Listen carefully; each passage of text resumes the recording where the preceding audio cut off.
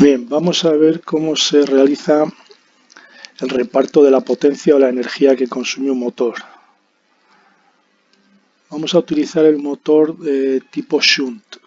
De los que estamos viendo, de motor de corriente continua, utilizamos el tipo Shunt. Pero este balance de potencias se puede extrapolar a otro tipo de motores también.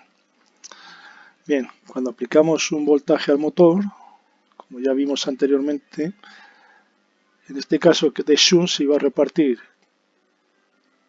mediante las pérdidas que va a haber en las escobillas, pérdidas que va a haber en el bobinado inducido y la fuerza contraelectromotriz que se va a inducir en ese inducido. Bien, por otro lado vamos a tener una potencia que se va a disipar en el bobinado inductor, el bobinado de excitación. Esa potencia va a venir dada por la corriente que consume ese bobinado y por la resistencia óhmica que tiene ese bobinado, según esta expresión.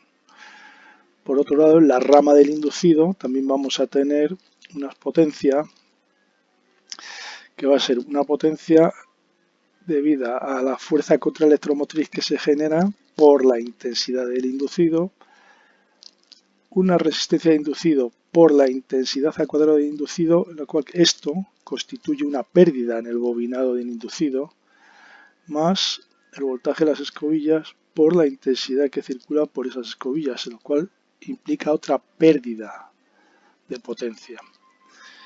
En este caso, esta potencia que tenemos aquí es lo que vamos a llamar potencia electromagnética interna.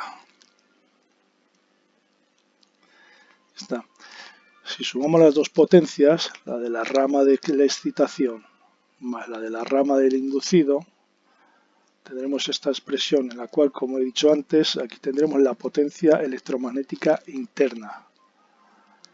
Esa potencia electromagnética interna hay que sumarle las potencias perdidas en el bobinado inducido, en las escobillas y en el bobinado inductor.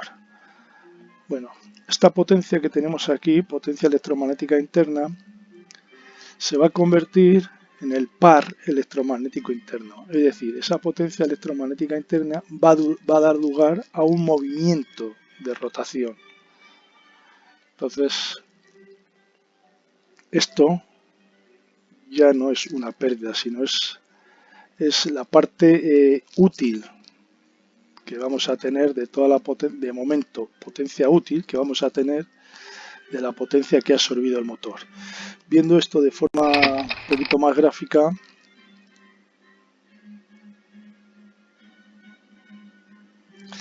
tendríamos la potencia total, la U por I, siendo la I total que absorbe el motor, y vamos viendo cómo se va perdiendo diferente potencia por el camino. Es decir, se va a perder potencia en la derivación, se va a perder potencia en el devanado inducido, en las escobillas, en los polos de conmutación si hubiera, en el devanado de compensación si hubiera, y también va a haber unas pérdidas en el hierro.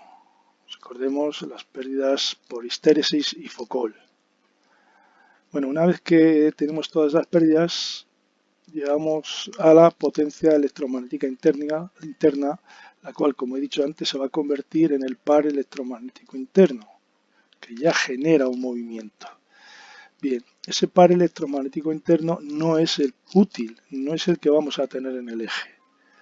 A ese par electromagnético interno todavía hay que restarle el rozamiento que va a sufrir el rotor, y hay que añadirle otras pérdidas que se consideran adicionales.